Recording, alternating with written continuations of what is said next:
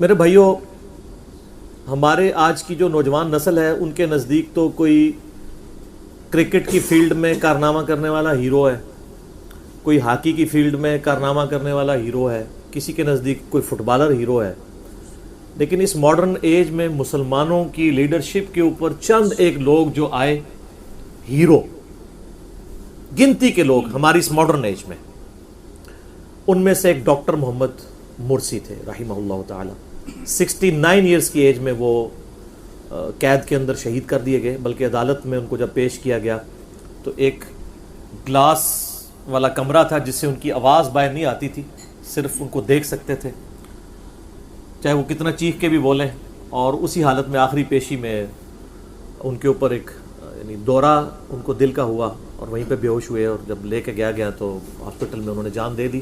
لیکن سلو پوائزننگ کا سلسلہ جاری تھا، جس کا سب سے بڑا ثبوت ہے کہ وہ تمام انٹرنیشنل تنظیمیں جو مسلمانوں کی دنیا پہ حکومت کے سخت مخالف ہیں، اس معاملے میں انہوں نے بھی صبر نہیں کیا. انہوں نے کہا کہ ان کی جو ہے وہ غیر جانبدارانہ تحقیق ہونی چاہیے، جس طرح ڈاکٹر مرسی کے ساتھ کیا گیا. یعنی مسلسل آپ سمجھیں کہ 6 سال تک وہ قید میں رہے ہیں، اور اس میں 2 یا 3 دفعہ ان کو ان کے اہل خانہ سے ملنے دیا گیا ہے. شوگر کے مریض بھی تھے اور کئی بیماریاں تھیں، ان کو نہ پراپر علاج ہوا ہے اور الٹا بڑا ٹارچر ان کو کیا گیا. لیکن انہوں نے صبر و استقامت کے ساتھ یہ سب کچھ کیا. مصر کی ہسٹری کے اندر یہ پہلے الیکٹڈ صدر تھے. آپ دیکھیں گوروں نے دوسری طرف پوری دنیا کو یہ کہانی کرائی ہوئی ہے کہ ڈیموکریسی سے بہتر کوئی نظام نہیں ہے، اور اس میں تھوڑی بہت آپ چینج کے بعد اسلامک ڈیموکریسی کی بات کریں تو بالکل میں اسے خلافت راشدہ کی ماڈرن فارم سمجھتا ہوں، جس میں حلال کے دائرے کے اندر اندر جمہور کی رائے دیکھی جائے. حرام میں تو جمہور کیا پوری دنیا اکٹھی ہو جائے تو حرام ہی رہے گا. لیکن حلال میں نبی الاسلام بھی جمہور کی رائے کے مطابق، جس طرح کہ قرآن حکیم میں وَشَاوِرْهُمْ فِي الْأَمْرِ، صحابہ کرام کو بعد میں بھی مشورے میں شریک رکھا کرتے تھے، غزوہ احد کے بعد بھی. حالانکہ غزوہ احد میں جو کچھ ہوا وہ صحابہ کرام کے مشورے کی وجہ سے ہی ایک مسئلہ مس ہینڈل ہو گیا تھا. نبی الاسلام کی خواہش نہیں تھی کہ مدینے سے باہر نکل کے یوں دفاع کیا جائے، لیکن آپ نے مشورہ مانا. لیکن بعد میں بھی اللہ نے کہا کہ ان کو مشورے میں شامل کرنا ہے. بلکہ اہل ایمان کی نشانی بیان کی کہ وَأَمْرُهُمْ شُورَى بَيْنَهُمْ، مسلمانوں کے آپس کے معاملات مشورے سے چلتے ہیں. اور دیکھیں ہم نے یعنی ماڈرن ورلڈ میں ڈیموکریسی کی جو پازیٹیو چیزیں ہیں وہ دیکھ لی ہیں، لیکن مسلمان ملکوں میں یہ ڈکٹیٹرشپ رکھتے ہیں. پورے عرب میں دیکھ لیں ڈکٹیٹرشپ ہے. 80-90 سال کی محنت کے بعد اخوان المسلمون نے مصر کے اندر ڈیموکریٹک طریقے سے حکومت حاصل کی جون 2012 کے اندر، ڈیموکریٹک طریقے. لیکن دنیا کو کھٹکنی شروع ہو گئی کہ یہ تو ایک پرو اسلامک یعنی ایک سسٹم بننے جا رہا ہے. اور ڈاکٹر محمد مرسی جو ہیں یہ بھی حادثاتی طور پہ صدر بنے ہیں، جس طرح کہ عمر بن عبدالعزیز حادثاتی طور پہ خلیفہ بن گئے تھے. یہ کورنگ کینڈیڈیٹ تھے، کینڈیڈیٹ کوئی اور تھا، وہ اس کے کاغذات کے اندر کوئی خرابی نکل آئی تو اللہ نے ان کو اٹھایا. لیکن یہ مخلص بندہ آپ دیکھیں، وہ انجینئرنگ کی فیلڈ کے پروفیسر تھے مصر میں، اور پی ایچ ڈی انہوں نے انجینئرنگ میں کی ہوئی تھی اور ناسا کے اندر جاب کرتے رہے. ہائیلی کوالیفائڈ بندہ.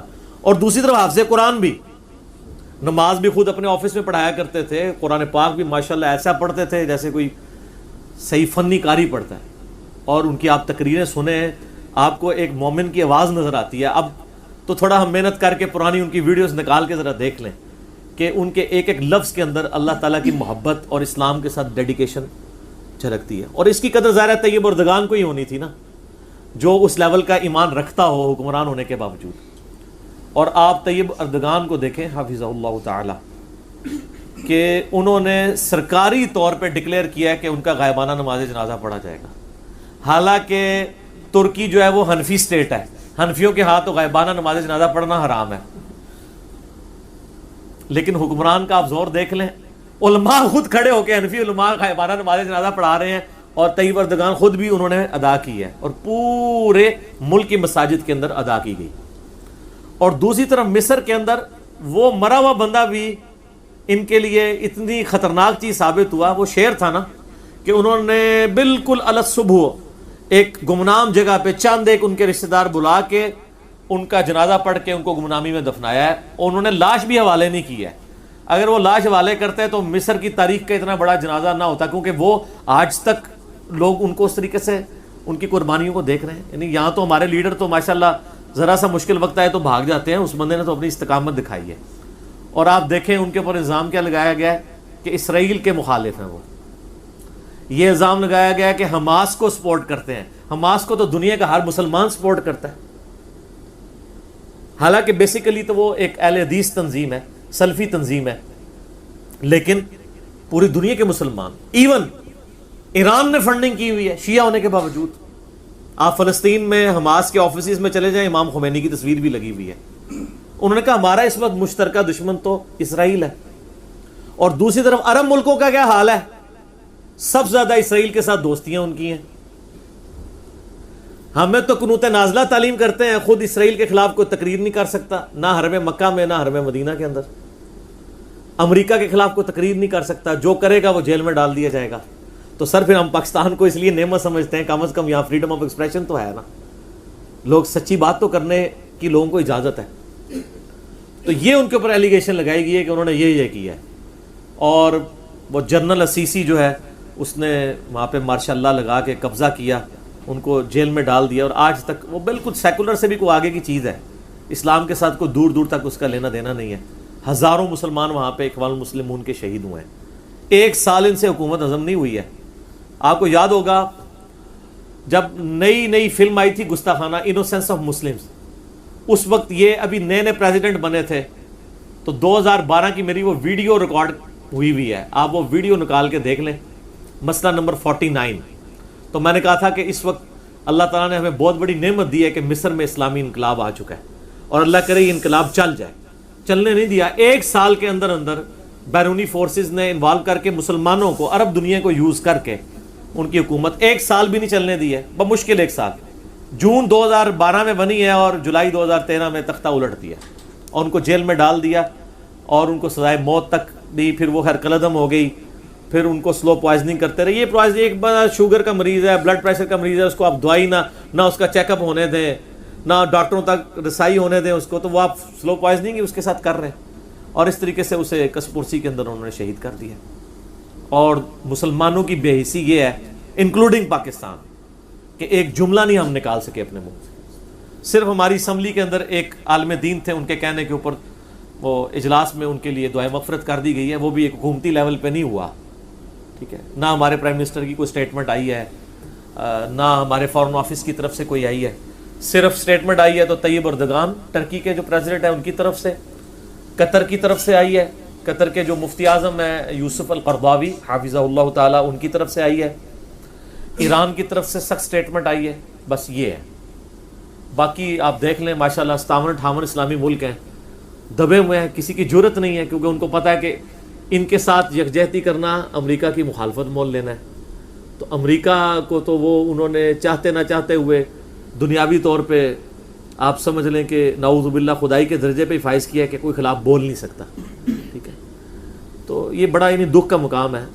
اللہ تعالیٰ ان کی شہادت قبول کرے اور ہمیں ایسے لوگوں کی قدر کرنے کی توفیق عطا فرمائے. میرے بھائیوں، المستدرک للحاکم میں صحیح سند کے ساتھ حدیث ہے کہ سید الشہداء حمزہ ابن عبد المطلب ہے، یا پھر وہ شخص بھی سید الشہداء ہے جو جابر حکمران کے سامنے کلمہ حق بلند کرے حتیٰ کہ اسے قتل کر دیا جائے. اسی بنیاد پہ ہم سیدنا حسین ابن علی رضی اللہ عنہما وعلیہم السلام کو سید الشہداء کہتے ہیں کہ انہوں نے جابر حکمران کے سامنے کلمہ حق بلند کیا. اور سید یہ ڈاکٹر محمد مرسی، یہ ڈاکٹر وہ میڈیکل ڈاکٹر نہیں، P H D doctor engineering کی فیلڈ میں، اچھا وہ بھی انجینئر ہی تھے. تو ڈاکٹر محمد مرسی نے دنیا کے سب سے بڑے جابر حکمرانوں کے خلاف، اسرائیل اور امریکہ کے خلاف اعلان حق بلند کیا تھا اور اس کی پاداش میں ان کو شہید کیا گیا. سید الشہداء اس زمانے میں. صحیح مسلم میں حدیث ہے کہ دجال کے خلاف جو مسلمان کھڑا ہوگا وہ اس زمانے کا سب سے بڑا شہید ہوگا، کیونکہ وہ اس دجال کے سامنے کلمہ حق بلند کرے گا. تو ڈاکٹر محمد مرسی رحمہ اللہ تعالیٰ نے اس پورے سسٹم میں ایک بار مسلمانوں کو جھنجھوڑ دیا. اب آپ ذرا یوٹیوب کے اوپر جا کے نیوٹرل لوگوں کی ویڈیوز دیکھ لیں. جن کو ہم بڑا مذہبی نہیں سمجھتے لیکن وہ دلیر قسم کے لوگ ہیں صحافت کی فیلڈ کے اندر. آپ کسی معاملے میں اکا دکا معاملے میں تو اختلاف کسی سے بھی رکھ سکتے ہیں, لیکن وہ لوگ بھی ڈاکٹر مرسی کو سپورٹ کریں. ہماری جو ایک منسٹر ہے شیری مزاری, انہوں نے ٹویٹ کیا کہ جی مصر کی تاریخ میں پہلا الیکٹڈ پریزیڈنٹ کے ساتھ بھی وہی کچھ ہوا جو پاکستان کی تاریخ میں پہلے elected prime minister Zulfiqar Ali Bhutto کے ساتھ ہوا. حالانکہ پارٹی ان کی پی ٹی آئی ہے. حامد میر صاحب نے ایک بڑا پیارا کالم لکھا ہے جنگ کے اندر شیر کی موت, وہ اشک بار آنکھوں سے پڑھنے والا ہے. اب حامد میر صاحب تو اس طریقے سے کوئی ریلیجیس پرسنالٹی تو نہیں ہے, لیکن سچائی کی سر طاقت ہی بڑی ہوتی ہے, وہ سر چڑھ کے بولتی ہے. اور دوسری طرف ہمارے جو ایک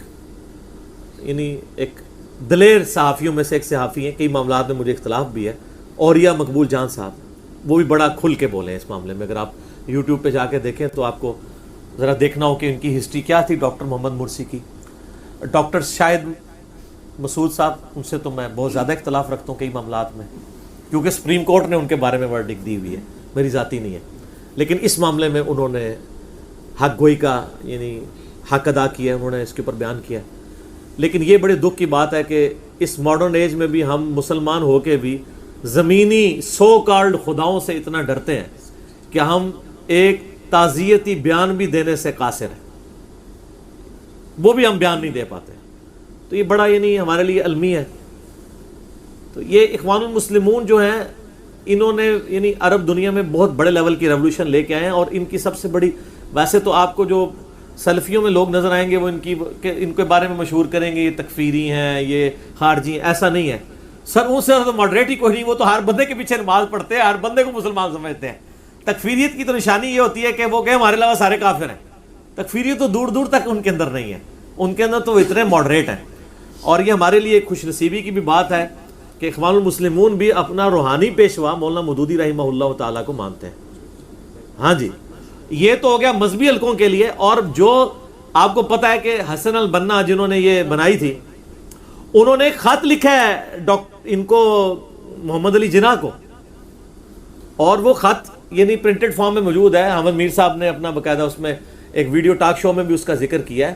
اور محمد علی جناح بڑی محبت کرتے تھے ان کے ساتھ, اور خط لکھا, اور انہوں نے پھر اس کا جوابی خط دیا کہ میں آپ کے نظریات کے ساتھ ان معاملات میں دل کی قدر کرتا ہوں. ظاہر دل سے قدر کرتے ہیں. ڈاکٹر اقبال کی فکر ہی تھی کہ ایک اسلام جو ہے وہ صرف سجدے کرنے کا, نمازیں پڑھنے کا نام نہیں ہے.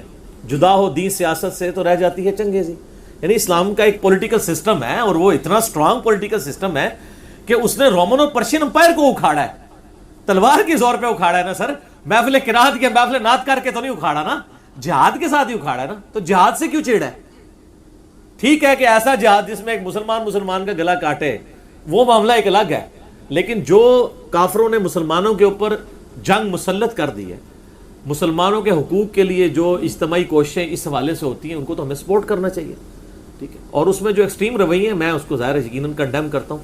ظاہر جب بھی کہیں سچائی اٹھتی ہے تو اس کے ساتھ پھر بیچ میں تکفیری سوچ بھی شامل ہو جاتی ہے. وہ انڈیویجول ضرور ہو سکتے ہیں, لیکن اوورآل ان کی سوچ ایک اچھی سوچ ہے, اور انہوں نے ماشاءاللہ بڑے اچھے طریقے سے اس دعوت کے کام کو بڑا انہوں نے صبر و استقامت کے ساتھ. اور جب پریزیڈنٹ مرسی کو انہوں نے معزول کیا تھا, جنرل سیسی نے ان کو قید میں ڈال دیا, تب بھی کئی ہفتوں بلکہ کئی مہینوں تک بالکل پرامن پروٹیسٹ ہوتا رہا. ہزاروں لوگوں کو انہوں نے قتل کیا. سر آپ کو حیرانگی ہوگی کہ اس وقت بھی تقریباً 10 سے 15 ہزار P H Ds, doctors, engineers مصر کی قید میں, مصر کی کریم جو ہے نا وہ ان کی ڈکٹیٹرشپ کی قید میں ہے. 60,000 تو خیر وہ اوور آل ہے نا, میں ان انٹلیکچوئلز کی بات کر رہا ہوں.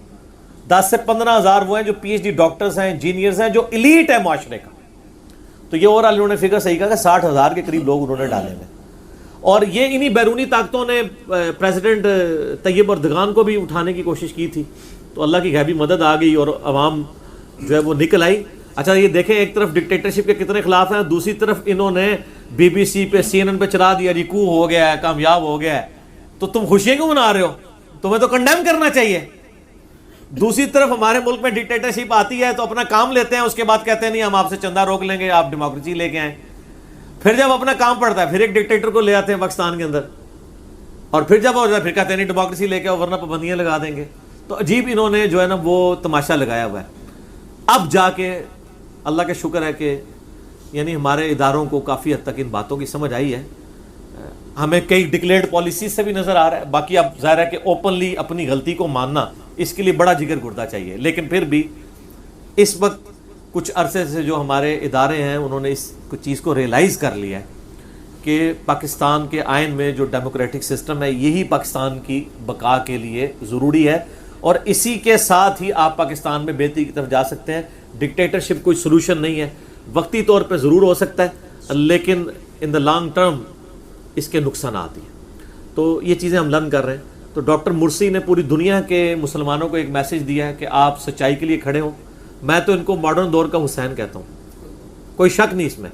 سر دیکھ لیں یہ بڑے بڑے مولوی بک جاتے ہیں سر, ایک پینٹ شرٹ ٹائی میں ملبوس شخص جس کی پوری تعلیم امریکہ میں ہوئی ہے, ناسا میں اگر وہ بندہ جاب کر رہا ہے تو آپ دیکھ سکتے ہیں پوری دنیا سے جو کریم ہے وہ وہاں پہ لی جاتی ہے, اور وہ سب کو چھوڑ چھاڑ کے آتا ہے اپنے ملک میں اسلام کی خدمت کے لیے کوشش کرتا ہے, اور اس کے ساتھ یہ کرتے ہیں. اور اس کو انہوں نے, آپ کو پتہ ہے نا, ہمارے تو ایکس پرائم منسٹر صاحب کو ذرا سی دبکی لگائی تھی تو وہ سعودیہ چلے گئے تھے. اس کو تو انہوں نے کہا تھا بس تم زبان بند رکھو, دنیا کے کسی ملک میں تمہیں ویزا چاہیے بھیج دیں گے, چند سالوں کے لیے خاموش رہو, بعد میں پھر نیلسن منڈیلا بن کے واپس آ جانا. اس نے کہا نا میں اللہ کے لیے کھڑا ہوں, اللہ کو کیا منہ دکھاؤں گا, زندگی موت تو اللہ کے ہاتھ میں ہے. ٹھیک ہے, تو سر یہ آپ دیکھ لیں زندگی میں لوگوں کو صرف چند ہمارے جیسے لوگ ہی ان کو جانتے تھے نا, لیکن مرنے کے بعد دیکھیں دنیا میں ایک دفعہ ہال چال مچ گئی ہے.